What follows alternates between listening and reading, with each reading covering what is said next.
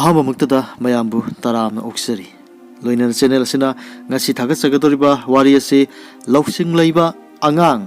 हारिबा वारी असि ngathem ningol kongabam ongbi ibe aima hariba mang ibiba aduguma वारी amani माकी वारी लाइरिक अमदगी चैनल असना लौखचरगा मयामदा खुदोल तमजबनि हाइदना मयामदा हाइजरी वीडियो सिबु येंबिरिबा सिनावसिंगना चैनल से सब्सक्राइब तौद्रिबा याबिबा लेरगदि सब्सक्राइब तौबियो अमसुंग बेल बटन आइकॉन अदुमसु क्लिक तौबि हाइदना हाइजरी वारी असि तामिनरसि थाइन ममांगैदा निंथौ पालिंगै मतमदा हनुबी अमगी मसु खरा लेरमी हनुबी असिना मसुसिंग असिबु मही मसिंग यामना हईबा ओजा अमदा मही मसिंग तमहलमी हनुबी असिगे मसुसिंग असिगे मरक्ता ख्वाइदिगी इतोन तोनबा अदुदि हईसिंगबा अमसुंग यामना होनबा कनबा अंगांग अमा ओइरमी मयामसिंगना कोइथोकपा मतमदा मनाव निपादुदि खक यावरमदे मतम चुप्पदा मागी ओजादगी करम खंगबा याबा मही लेबगी हाइदुना कन्न थिजिलमी असुम तौदुना नुमित खुदिंगी ओजागी लाइरिक लाइसु पुनमक पाबा याबा पादुना होतपा याबा होतुना लाकपना ओजादगी फावबा मनाव निपा अतोंबदुना मही मसिंग हईबा हेंगलकलमी मदुदगी महांगना मबोकि मतेंग पांगनबा cell तानबा हौरगे खलकले नोमदि महांगना मबोकि मनाक्ता लाक्तुना मबोकता हाइरमी इबोक I इबोकि मतेंग पांगबा ngamlagani aina honajabagi mahi phanglagani aibu ojaगी manaktagi khara lobiraro masu atombagi wa adu tabada hanubi aduna hairi ibungo nahaki ojanade nangbu luna tawri yagadabu sumande ne aina karamna nangbu piyu haigadagi mabuki wa adu tabada atombaduna khumlai ibokna asumna haibiyo ibungo imadi solagle kariguma thabak amata tawbu ngamlaktre aduna isu sing asige maraktagi amadi imaga laiminarage maduda ojana yamba singe maraktigi ama puko hairaklabadi makoidi yamna pangi khara missing nasingba atonba asi oina pibiu haiduna haibiu asumna hairamlaga mahak amuk ojagi manakta chatkhre mathangi numita hanubi adu ojadigi manakta lakle aduga hairami oja ai yamna solakle aiga laiminanaba angang amata pibiu oja aduna khumlai mayambasing adugi maraktagi apamba ama pubiko maduda hanubiduna haijarami ibungona pirabadi khara missing nasingba atonba si oina pibiu oja aduna amukhumlai ima atomba dudi aingonda su yamna kanai ne aigi ihut chinduna yumda lehorabasu lamdabu chatlabasu madi ingamda ngammi maram asina mayambasing asigi maraktagi apamba ama pubiko hanubi aduna amuk hanna haijaraklami ibungo imana nijariba asini mayamba singadudi yamna pangi imana sonjilaklabanina yamna waragani isu atomba si oina pibiu hanubi aduna mayamba sing aduge maraktagi ama law haiba iyamak yadrabada oja aduna masunupa atomba du piningda pithoroklami adudagidi masuma ben loinaduna mayumda halaklami mayum hek yawbaga atombaduna maboktuda hairami konungi i paw khara tabirocho abo asumna hairaklami adudagidi mabok adu i paw tarunaba konungduda chatkhirami hanubi aduna konung hek yawbada paw ama tare hairiba paw adu mahaki masuda halaklaga tamlami hayingi numita ningthauga mahaki manaw ibungoga khunu tunagani hai ningthaugi khunudi lehore manaw ibungogi khunudi lehaudri asumna mabok aduna tamlami khunu tunaba haibadi khunu kaunaba khunu chiknaba adugumba masana adubuni hariba sida paisa thanaba adugumba aduni mabok adugi pawadu taraduna masuna hairaklami pare bok adudi hayengasi changan ta charaga ai khunu olage aduga isu event konungda chatlasi makhoina khunu adu lairige hairagadi matik chaba sel lauraga leihalo aduga khunu haplakpa pon adudi pithok pikinu asumna hainaraba matungda nong ngalakle masu maben chak charaba matungda masu atomba du khunu olami aduga makhoyani konungda laglami matam aduda ningthauga khunu tunagadoriba ningthauge manaw aduna mahakti khunu leitaba maramna khunu thirakpa matamda lambida fajaraba khunu ama hanubi amana puduna satpadu thengnarure manaw ibungo aduna khunu adu lehorge harakpadagi hanubi aduna lawningba mamal lahouduna khunu adu yon khre aduga hanubi aduna khunu haplakpa pon adudi ꯄꯤꯕꯤꯔꯝꯃꯨ ꯍꯥꯏꯗꯨꯅ ꯂꯧꯍꯧꯔꯝꯃꯤ꯫ ꯃꯗꯨꯗꯒꯤ ꯍꯅꯨꯕꯤ ꯑꯗꯨꯗꯤ ꯃꯌꯨꯝꯗ ꯄꯔꯞ ꯂꯥꯛꯇꯨꯅ ꯃꯁꯨꯅ ꯂꯥꯛꯂꯒ ꯆꯥꯅꯕ ꯆꯥꯛ ꯏꯟꯁꯥꯡ ꯊꯧꯔꯥꯡ ꯇꯧꯗꯨꯅ ꯂꯩꯔꯝꯃꯤ꯫ ꯑꯁꯣꯝꯗꯅ ꯅꯤꯡꯊꯧꯒꯤ ꯈꯨꯟꯅꯨꯒ ꯃꯅꯥꯎ ꯏꯕꯨꯡꯉꯣꯒꯤ ꯈꯨꯟꯅꯨꯒ ꯇꯨꯅꯕ ꯃꯇꯝꯗ ꯃꯅꯥꯎ ꯏꯕꯨꯡꯉꯣꯒꯤ ꯈꯨꯟꯅꯨꯅ ꯉꯝꯂꯝꯃꯤ꯫ ꯃꯆꯤꯟ ꯃꯅꯥꯎꯅ ꯊꯥꯅꯈꯤꯕ ꯁꯦꯜ ꯀꯌꯥ ꯃꯅꯥꯎ ꯏꯕꯨꯡꯉꯣꯅ ꯐꯪꯂꯗꯨꯅ ꯃꯌꯨꯝꯗ ꯃꯊ꯭ꯋꯥꯏ ꯅꯨꯡꯉꯥꯏꯅ ꯈꯨꯟꯅꯨ ꯑꯗꯨ ꯄꯨꯔꯒ ꯍꯜꯂꯛꯂꯝꯃꯤ꯫ ꯑꯗꯨꯗꯒꯤ ꯃꯍꯥꯛꯅ ꯈꯨꯟꯅꯨ ꯑꯗꯨ ꯃꯀꯣꯟꯗ ꯊꯝꯂꯝꯂꯒ ꯌꯨꯝ ꯃꯅꯨꯡꯗ ꯄꯣꯊꯥꯕ ꯆꯪꯈꯤꯔꯝꯃꯤ꯫ ꯃꯅꯥꯎ ꯏꯕꯨꯡꯉꯣꯅ ꯍꯦꯛ ꯆꯪꯈꯤꯕꯒ ꯈꯨꯟꯅꯨ ꯑꯗꯨꯗꯤ ꯃꯤ ꯑꯣꯟꯗꯨꯅ ꯃꯌꯨꯝꯗ ꯍꯔꯥꯎꯅ ꯍꯜꯂꯛꯂꯝꯃꯤ꯫ ꯑꯗꯨꯗꯒꯤꯗꯤ ꯃꯁꯨ ꯃꯕꯦꯟ ꯆꯥꯛ ꯏꯁꯤꯡ ꯆꯥ ꯊꯛꯂꯕ ꯃꯇꯨꯡꯗ ꯑꯍꯤꯡꯗꯨ ꯅꯨꯡꯉꯥꯏꯅ ꯂꯦꯜꯂꯝꯃꯤ꯫ ꯅꯣꯡꯉꯥꯜꯂꯦ, ꯃꯁꯨꯅꯨꯄꯥ ꯑꯇꯣꯝꯕ ꯑꯗꯨꯅ ꯑꯃꯨꯛ ꯃꯕꯣꯛꯇ ꯍꯥꯏꯔꯛꯏ, "ꯏꯕꯣꯛ, ꯀꯣꯅꯨꯡꯒꯤ ꯏ ꯄꯥꯎ ꯑꯃꯨꯛ ꯇꯥꯕꯤꯔꯨꯆꯣ, ꯀꯔꯤ ꯀꯔꯤ ꯂꯩꯕꯒꯦ ꯍꯥꯏꯕꯗꯨ ꯌꯦꯡꯊꯣꯛꯄꯤꯔꯛꯎ." ꯑꯁꯨꯝꯅ ꯍꯥꯏꯔꯛꯄꯗꯒꯤ ꯍꯅꯨꯕꯤ ꯑꯗꯨ ꯀꯣꯅꯨꯡꯗ ꯏ ꯄꯥꯎ ꯇꯥꯕ ꯑꯃꯨꯛ ꯆꯠꯂꯝꯃꯤ꯫ ꯃꯍꯥꯛꯅ ꯀꯣꯅꯨꯡ ꯍꯦꯛ ꯌꯧꯕꯗ ꯄꯥꯎ ꯑꯃ ꯑꯃꯨꯛ ꯇꯥꯔꯦ꯫ ꯃꯌꯨꯝꯗ ꯍꯜꯂꯛꯂꯒ ꯃꯁꯨꯗ ꯇꯝꯂꯝꯃꯤ, "ꯍꯌꯦꯡꯒꯤ ꯅꯨꯃꯤꯠꯇ ꯅꯤꯡꯊꯧꯒꯤ ꯍꯨꯏꯒ ꯃꯅꯥꯎ ꯏꯕꯨꯡꯉꯣꯒꯤ ꯍꯨꯏꯒ ꯑꯃꯨꯛ ꯆꯤꯛꯅꯒꯅꯤ ꯍꯥꯏ꯫ ꯑꯗꯨꯕꯨ ꯅꯤꯡꯊꯧꯒꯤ ꯍꯨꯏꯗꯤ ꯂꯩꯍꯧꯔꯦ, ꯃꯅꯥꯎ ꯏꯕꯨꯡꯉꯣꯒꯤ ꯍꯨꯏꯗꯤ ꯂꯩꯍꯧꯗ꯭ꯔꯤ." ꯄꯥꯎ ꯑꯁꯤ ꯑꯃꯨꯛ ꯇꯥꯔꯕꯗ ꯃꯁꯨꯅꯨꯄꯥ ꯑꯗꯨꯅ ꯃꯕꯣꯛꯇ ꯍꯥꯏꯔꯝꯃꯤ, "ꯍꯌꯦꯡ ꯑꯁꯤ ꯑꯩꯍꯥꯛ ꯍꯨꯏ ꯑꯣꯜꯂꯒꯦ, ꯑꯗꯨꯒ ꯀꯣꯅꯨꯡꯗ ꯆꯠꯂꯁꯤ꯫ ꯃꯈꯣꯏꯅ ꯍꯨꯏ ꯂꯩꯈꯤꯕ ꯃꯇꯝꯗ ꯍꯨꯏ ꯄꯨꯜꯂꯛꯂꯤꯕ ꯑꯗꯨꯒꯨꯝꯕ ꯍꯨꯏꯒꯤ ꯌꯣꯠꯂꯤ ꯑꯗꯨꯗꯤ ꯄꯤꯊꯣꯛꯄꯤꯈꯤꯅꯨ" ꯍꯥꯏꯗꯅ ꯃꯁꯨꯗꯨꯅ ꯃꯕꯣꯛꯇꯨꯗ ꯍꯥꯏꯔꯝꯃꯤ꯫ ꯑꯁꯨꯝꯅ ꯃꯕꯣꯛ ꯑꯃꯁꯨꯡ ꯃꯁꯨ ꯅꯣꯡꯉꯥꯟꯕ ꯉꯥꯏꯗꯨꯅ ꯂꯩꯈ꯭ꯔꯦ꯫ ꯅꯣꯡꯉꯥꯜꯂꯛꯄꯗ ꯆꯥꯛ ꯏꯁꯤꯡ ꯆꯥ ꯊꯛꯂꯕ ꯃꯇꯨꯡꯗ ꯃꯁꯨꯅꯨꯄꯥ ꯑꯗꯨꯅ ꯍꯨꯏ ꯑꯣꯜꯂꯗꯨꯅ ꯃꯁꯨ ꯃꯕꯦꯟ ꯀꯣꯅꯨꯡꯂꯣꯝꯗ ꯂꯥꯛꯂꯝꯃꯤ꯫ ꯃꯇꯝ ꯑꯗꯨꯗ ꯃꯅꯥꯎ ꯏꯕꯨꯡꯉꯣ ꯑꯗꯨꯁꯨ ꯍꯨꯏ ꯂꯩꯇꯕꯗꯒꯤ ꯃꯊ꯭ꯋꯥꯏ ꯋꯥꯅ ꯍꯨꯏ ꯊꯤꯕ ꯊꯣꯔꯛꯂꯝꯃꯤ꯫ ꯃꯍꯥꯛꯅ ꯂꯝꯕꯤꯗ ꯍꯅꯨꯕꯤ ꯑꯃꯅ ꯐꯖꯔꯕ ꯍꯨꯏ ꯑꯃ ꯄꯨꯗꯨꯅ ꯆꯠꯄ ꯑꯗꯨ ꯊꯦꯡꯅꯔꯝꯃꯤ꯫ ꯍꯅꯨꯕꯤ ꯑꯁꯤꯅ ꯄꯨꯔꯛꯈꯤꯕ ꯈꯨꯟꯅꯨ ꯑꯗꯨꯁꯨ ꯌꯥꯝꯅ ꯐꯈꯤ꯫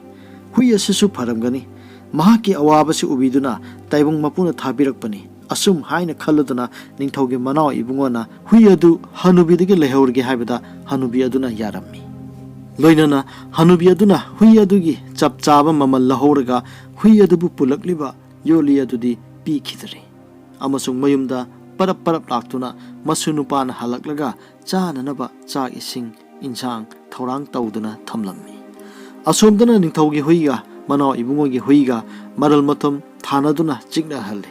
ꯍꯟꯗꯛꯀꯤ ꯆꯤꯛꯅꯕ ꯑꯁꯤꯗꯁꯨ ꯃꯅꯥꯎ ꯏꯕꯨꯡꯉꯣꯒꯤ ꯍꯨꯏ ꯑꯗꯨꯅ ꯉꯝꯂꯝꯃꯤ꯫ ꯅꯤꯡꯊꯧ ꯑꯗꯨ ꯃꯊ꯭ꯋꯥꯏ ꯅꯨꯡꯉꯥꯏꯇꯅ ꯂꯩꯈ꯭ꯔꯦ꯫ ꯃꯅꯥꯎ ꯏꯕꯨꯡꯉꯣ ꯑꯗꯨꯗꯤ ꯃꯆꯤन ꯃꯅꯥꯎ ꯊꯥꯅꯕꯗ ꯐꯪꯂꯛꯄ ꯃꯔꯜ ꯃꯊꯨꯝ ꯄꯨꯔꯗꯨꯅ ꯍꯨꯏ ꯑꯗꯨꯒ ꯃꯌꯨꯝꯗ ꯂꯥꯛꯂꯝꯃꯤ꯫ ꯑꯗꯨꯗꯒꯤ ꯍꯨꯏ ꯑꯗꯨ ꯃꯍꯥꯛꯀꯤ ꯃꯀꯣꯟꯗ ꯑꯃꯨꯛ ꯊꯝꯂꯝꯂꯒ ꯃꯍꯥꯛ ꯏꯃꯨꯡꯗ ꯆꯪꯈ꯭ꯔꯦ꯫ ꯍꯦꯛ ꯆꯪꯈꯤꯕꯒ ꯍꯨꯏ ꯑꯗꯨꯗꯤ ꯃꯤ ꯑꯃꯨꯛ ꯑꯣꯜꯂꯛꯇꯨꯅ ꯃꯌꯨꯝꯗ ꯃꯊ꯭ꯋꯥꯏ ꯅꯨꯡꯉꯥꯏꯅ ꯂꯥꯛꯂꯝꯃꯤ꯫ ꯑꯁꯨꯝꯅ ꯃꯁꯨ ꯃꯕꯦꯟ ꯅꯨꯡꯉꯥꯏꯅ ꯄꯣꯊꯥꯃꯤꯟꯅꯈꯤ꯫ ꯃꯁꯨꯅꯨꯄꯥ ꯑꯗꯨꯅ ꯃꯕꯣꯛꯇ ꯑꯃꯨꯛ ꯍꯟꯅ ꯀꯣꯅꯨꯡꯗ ꯆꯠꯇꯨꯅ ꯑꯇꯣꯞꯄ ꯀꯔꯤ ꯄꯥꯎ ꯂꯩꯕꯒꯦ ꯇꯥꯕꯤꯔꯛꯎ ꯍꯥꯏꯔꯛꯂꯤ꯫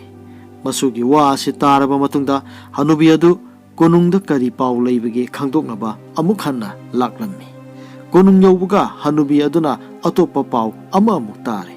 ꯑꯃꯨꯛꯁꯨ ꯃꯁꯨꯗ ꯇꯝꯂꯝꯃꯤ, "ꯍꯌꯦꯡꯒꯤ ꯅꯨꯃꯤꯠꯇ ꯅꯤꯡꯊꯧꯒꯤ ꯁꯪꯒꯣꯜꯒ ꯃꯅꯥꯎ ꯏꯕꯨꯡꯉꯣꯒꯤ ꯁꯪꯒꯣꯜꯒ ꯂꯝꯖꯦꯟ ꯇꯥꯟꯅꯍꯟꯗꯨꯅ ꯃꯔꯜ ꯃꯊꯨꯝ ꯌꯥꯝꯅ ꯊꯥꯅꯒꯅꯤ ꯍꯥꯏ."